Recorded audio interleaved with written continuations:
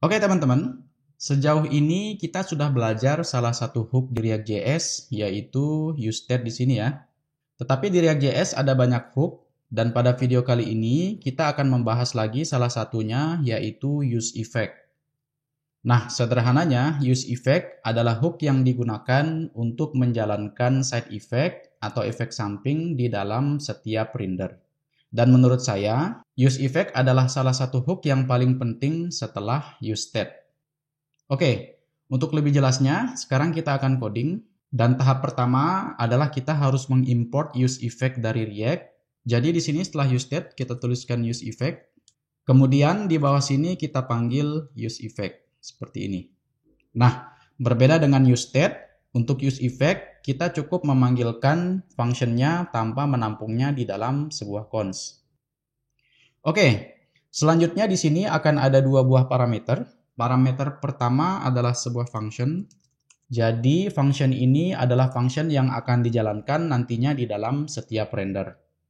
Nah, di dalam function ini kita bisa melakukan side effect seperti melakukan request data ke server, bisa juga melakukan seperti autentikasi, atau kita juga bisa melakukan pengecekan sebelum menampilkan template di dalam UI. Tetapi untuk sekarang kita akan menampilkan sesuatu di log. Jadi console log useEffect is called.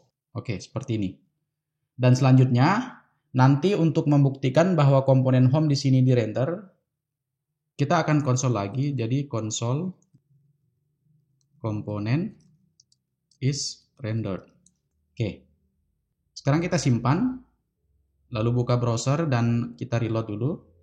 Nah, jadi untuk render pertama kali, kita lihat di sini komponen is render dan useEffect-nya dipanggil. Lalu, ketika saya klik tombol delete, kita lihat komponen ini dirender ulang dan metode useEffect juga akan dipanggil lagi.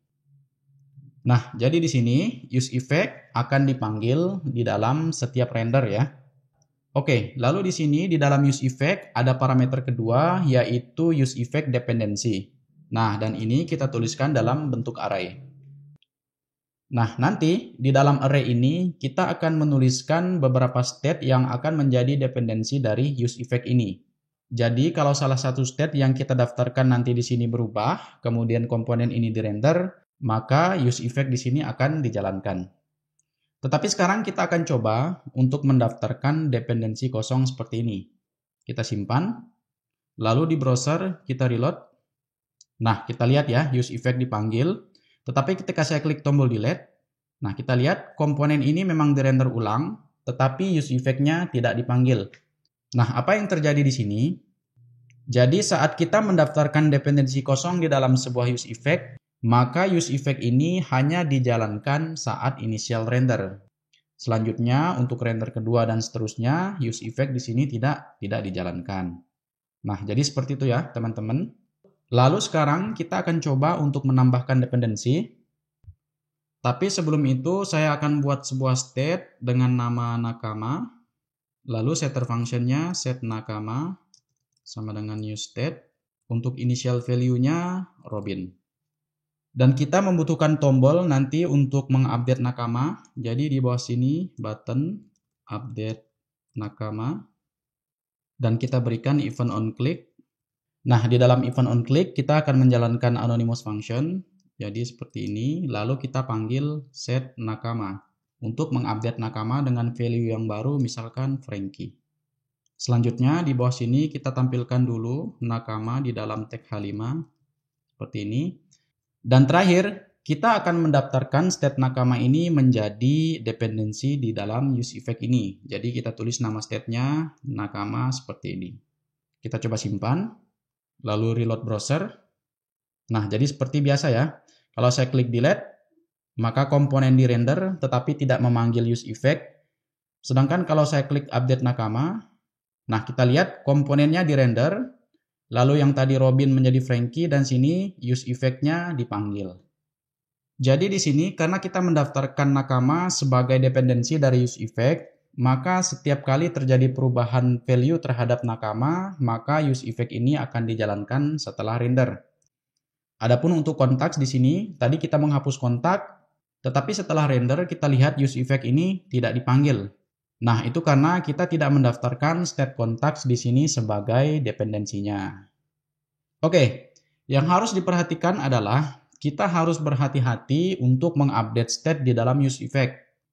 Misal di sini saya akan mengupdate nakama dari dalam use effect. Sekarang teman-teman perhatikan, saat render awal, maka use effect ini akan dijalankan.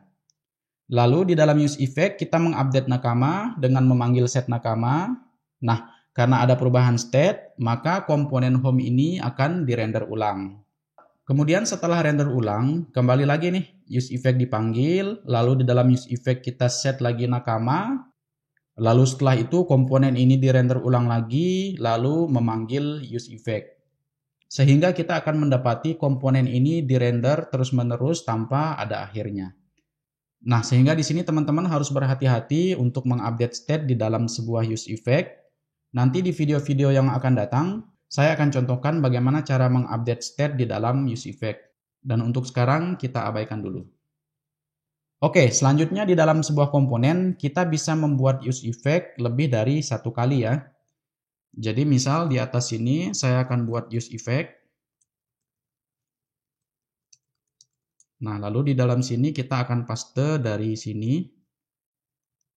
Untuk ini kita beri nama use effect 1 dan yang di bawahnya use effect 2. Nah, untuk use effect 1, kita akan menambahkan kontak sebagai daftar dependensinya. Jadi kontak seperti ini. Nah, sekarang kita simpan. Lalu di browser kita reload lagi. Oke, di initial render kita lihat dua use effect tadi dipanggil. Lalu ketika saya klik delete, nah komponen di render dan use effect 1 dipanggil. Nah, ini karena tadi ya, kita mendaftarkan state kontak sebagai dependensi dari use effect yang pertama.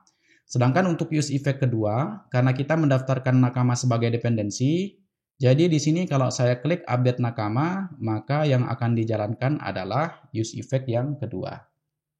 Nah, jadi seperti itu ya teman-teman, untuk bagaimana cara menggunakan use effect di dalam React.js. Nah, di video-video yang akan datang, kita akan menggunakan use effect di sini untuk melakukan request data ke server.